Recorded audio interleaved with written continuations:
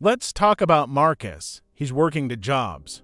He gets home late, exhausted, the lights are dim in his small apartment, and in the corner, his 1-year-old is sleeping peacefully. He looks at his child, and the weight of the world settles on his shoulders. He's doing everything he's supposed to do, working harder than ever, but he's still struggling. He is sick and tired of being poor. Maybe you feel that way too. That deep, bone-weary exhaustion from running in place. That frustration when you look at your bank account and it just doesn't reflect the hours you've put in. It's a heavy feeling and it's real. Here's the first hard truth you have to accept if you want to escape this cycle. Assume luck is not coming. Don't wait for a winning lottery ticket, a surprise inheritance, or a miracle job offer to fall from the sky. The cavalry isn't coming to save you. The only way out is to build value. Right now, your time might be your only real asset. But time spent on low-skill work earns low wages. That's the brutal math of the economy. Your mission, starting today, is to convert your time into high-value skills. That's the only currency that will buy your freedom. Stop hoping and start building. This means entering what I call a sacrifice season. Look at your life and be ruthless. Cut every single unnecessary cost. That daily coffee, the streaming subscriptions you barely use, the takeout food, it all has to go. Your goal is to lower your burn rate, the amount of money you need just to survive each month. Cook every meal at home, shop at discount grocery stores. Buy clothes from thrift shops. This isn't forever, this is a strategic retreat. You do this now, while your child is too young to know the difference, so that they never have to grow up watching you struggle. You sacrifice your comfort today for their security tomorrow. It's a trade, and it's the most important one you'll ever make. Now, you can't just stop earning. You need to increase your income while you're building your new skills.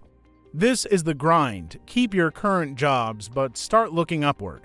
Get a headset and do entry-level phone sales from home. Drive for a ride-share service during peak hours. Get on your laptop every single night and apply for jobs. Not just any jobs that are one small step up from where you are now. Jobs that might offer a tiny bit more pay, a better schedule, or a chance to learn something new. The world is full of entry-level roles that people overlook. Your job is to find them. Save every extra dollar you make for tools that expand your mobility and your options: a more reliable car, a better computer, a certification course. Next, you must learn to sell. This is non-negotiable. Selling is the ultimate form of leverage. You don't have to become a Wall Street trader overnight. Start small. Go to garage sales on a Saturday morning, buy something for $5, clean it up, take a good picture, and sell it online for $15. Take that $15 and buy something for $12 and sell it for $30. You're not just flipping items, you're learning the art of seeing value where others don't. You're learning negotiation, marketing, and customer service. As you get better, the items get bigger, from small trinkets to furniture, from furniture to cars, and maybe one day to real estate. The principle is the same: find undervalued assets, add value, and sell for a profit. This skill will pay you for the rest of your life. While you're building, you have to control your inputs. The advice you listen to is either a ladder up or an anchor down. Poor advice keeps people poor. If you're surrounded by people who are also stuck, who complain but never act, who tell you your dreams are unrealistic, you have to tune them out. They are protecting their own reality, not building yours. Unfollow the negative accounts. Stop watching the content that makes you feel hopeless or angry. Put on headphones and replace that noise with podcasts, audiobooks, and lectures from people who have actually built something. Change your information diet. Protect your mindset as if your life depends on it, because it does. Your thoughts create your actions, and your actions create your reality. This all comes down to a simple, powerful commitment for hours of intensity every single day, no excuses. Find for hours, maybe 2 in the morning before the baby wakes up, and 2 at night after everyone's asleep. Set a timer, put your phone in another room. This is your sacred time for deep work, no distractions. In these 4 hours, you are learning, you're studying for that certification, you're mastering that sales script, you're learning to code, you're reading about your new industry. You're not just passively consuming information. You are actively learning the language of the world you want to enter. You learn the vocabulary, then you practice using it. For focused hours, every day is how you build a new future. Understand this. Volume negates luck.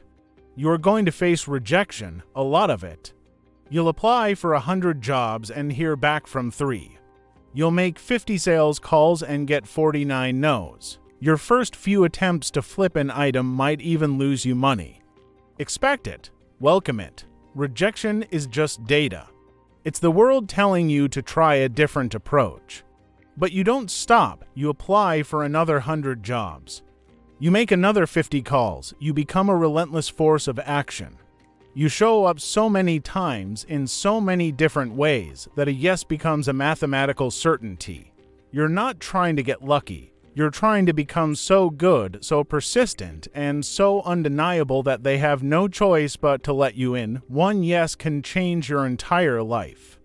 This journey is not a sprint, it's a season. It might be a year, or 2, or 3, but it's not forever. The effort you put in today doesn't just add up, it compounds. The skills you build, the money you save, the mindset you forge, it all grows exponentially over time. You look up one day and realize you're no longer the person who came home tired and defeated. You're the person who holds your child with confidence, looking out at the sunrise, knowing you built this new day with your own 2 hands. The struggle wasn't a life sentence, it was a training ground. So the only question left is the one you have to ask yourself every single morning: will you show up enough times to make luck irrelevant? The choice is yours. Thank you for watching.